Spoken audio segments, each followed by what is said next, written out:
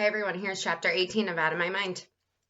After school that day, I was grumpy and mean. Mrs. V had prepared a new stack of word cards for me. Penny was wearing one of Mrs. V's turbans, and she looked ridiculous. Plus, she kept singing some stupid baby song at the top of her lungs. I took my arm and swept the whole pile of cards to the floor. "Who put salt in your Kool-Aid, Miss Thing?" Mrs. V asked. She did not pick up the cards. Penny stopped singing and stood there, blinking at me. I switched the Medi Talker to off and looked away. "Fine, be like that. You're going to pick up every single one of those cards." I stuck out my lip and stared at the wall. Penny reached out and shook my arm. I tugged it loose. She didn't seem to care and started singing again. "Happy, happy, happy, clap your feet. Happy, sappy, pappy, blow your nose. Birdie, body, bowdy, jump and jump." She jumped. She stomped her feet. Then she sang the song again and again. She was really getting on my nerves. I wish she would just shut up, talking all the time, walking all the time, jumping and bouncing and singing. Just quit it for just one moment. Please stop. But she wouldn't. "Hi, Dee Dee," she said. She put Doodle on my tray. I pushed the toy to the floor. "Doodle, Dee Dee." She picked up the stupid raggedy thing and placed it on my tray once more. I knocked it off again. "Leave me alone." I wanted to scream. Penny was used to things falling off my chair, so she couldn't know I was being just plain horrible. The third time she put Doodle on my tray, I swept it off with such force that my arm brushed Penny's head. She toppled over and fell to the floor. She looked at me, surprise on her face, grabbed Doodle, and ran to Mrs. V in tears. "What's gotten into you, Melody?" Mrs. V asked as she rocked Penny on her lap. How could I explain? I didn't want to cry, but I did. I turned my wheelchair so it faced the wall just as the phone rang. Mrs. V looked from me to the phone, sighed, and got up to answer it. "Oh, hello, Catherine." "Catherine?" I turned my chair slightly to listen better. "Out of sorts?" Mrs. V asked. "Well, as a matter of fact, she does seem a little mopey this afternoon." "No, I take that back. She's downright monstrous." Mrs. V caught my eye and made a funny face at me. I just glared at her. "I'm not surprised she got all the questions right. The child is brilliant." "A lot of good it does to me." The teacher said, "What?"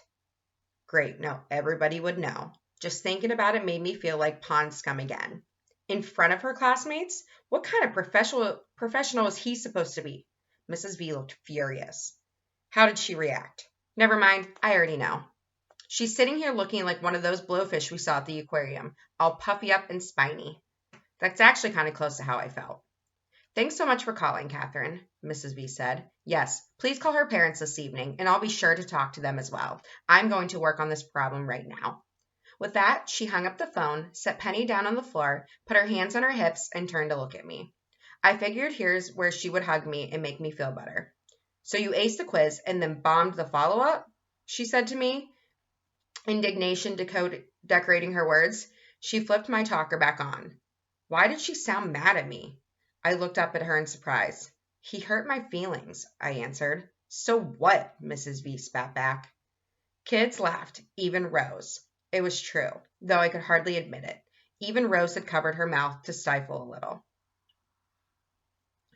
"Did you get the highest score in the class?" Mrs. V asked, completely ignoring my attempt to make her feel sorry for me. I should have known better. "Yes." "Did Catherine help you in any way?" "Even a little bit?" "No." "Then let's get started." I looked at her a little confused. "Started on what?" I asked. "On your study plan. You and I are going to practice, prepare, and push. I'm going to quiz you, and you are going to answer. We're going to learn geography, science, math, thousands of glorious tidbits of information." She sounded excited. "Why?" I asked carefully. "You know how athletes get ready for the Olympics? They swim early in the morning and late at night. They run around the track for hours and hours without a crowd to cheer them on." "I can't run very fast," I typed, then I grinned at her. "Maybe not, but you've got the fastest, strongest brain in that school, and you're going to try out for the quiz team next week." "They won't let me be on the team," I typed slowly. "Oh, yes, they will. They'll want you all right. They'll need you, Melody. You are going to be their secret weapon." "You think?" "I know. Now let's cut out all this fake feeling sorry for yourself and get started on studying. We have 1 week. I'm the coach and you're my athlete. Get ready to sweat."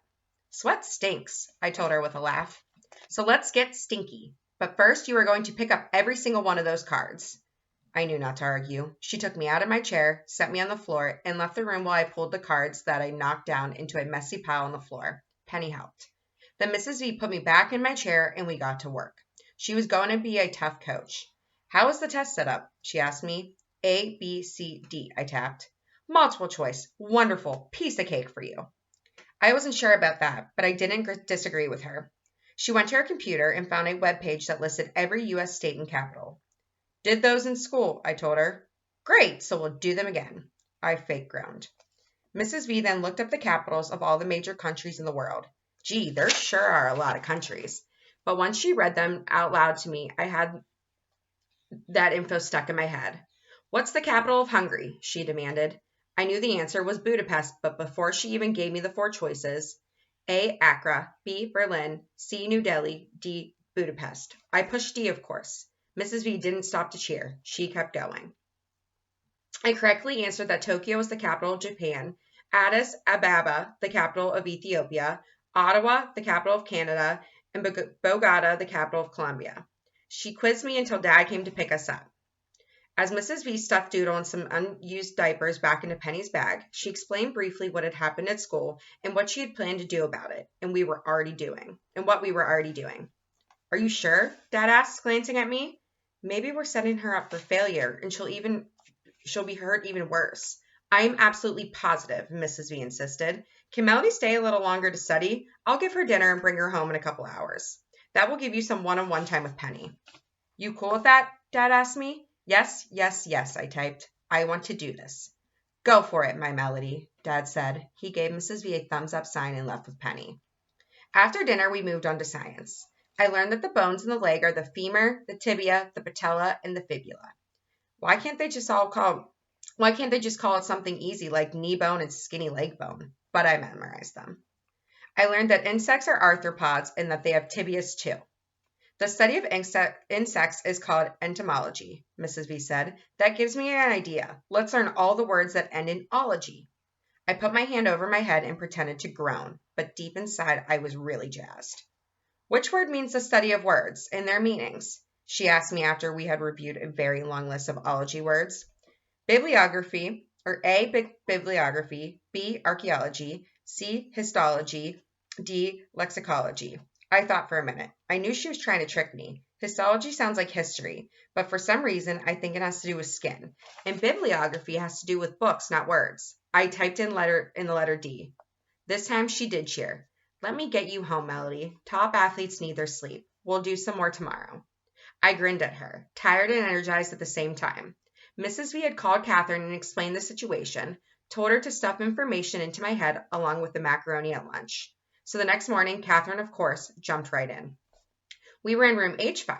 Catherine hooked me up on the earphones. I listened to an old audio cassette on volcanoes. It was scratchy and skipped a little, but it gave me information. Volcanoes were named for the Roman god Vulcan. I could have figured that one out myself. I found out about lava and ash. I learned about the whole city of Pompeii got covered up when Vesuvius erupted. Surprisingly interesting stuff. I listened to tapes on Australia and Russia, on constellations, and on the planets. You learning anything from these oldies but goodies? Catherine asked as she slipped another tape for me. It was on diseases. Info always good, I typed. I feel you, she replied. Are you still upset about what happened in Mr. Dimming's class? Deleted the memory, need room for facts. I took the time to type. She gave me a thumbs up. I'm a little scared, I admitted. Suppose I mess up? You can do this, Melody, she said sternly as she adjusted the earphones. You certainly have enough smarts to be on the team. Go away while I take the test, I typed. Keeps Claire quiet. Gotcha, Catherine said. She held her hand up to slap my palm. It wasn't much of a slap, more like a mushy grab, but we were on the same page. Except for lunch and recess, I listened to tapes and worked with Catherine the rest of the day. She quizzed me on facts and dates and kings and math. That might be hard for me. Words flowed easily into my head, but numbers seemed to sink to the bottom like rocks. I didn't know why. Let's do it again, Catherine said gently as I got mixed up on math problem about trains and their speed. Nobody rides trains anymore. Who cares? But she kept at it until it made sense to me. I discovered that if I make numbers into a picture story in my mind, the answers come easier. I changed the figures to words. Magic. Instead of going out for inclusion classes, I shook my head and told Catherine I didn't want to go. I wanted to stay and study instead. Evidently, I was a miss. Nobody sent a frantic message to H5 wondering why Melody wasn't in class today. Nobody peeked their head in the door to see if I was absent or sick, or maybe having a convulsion in the middle of the floor. Nobody seemed to notice at all.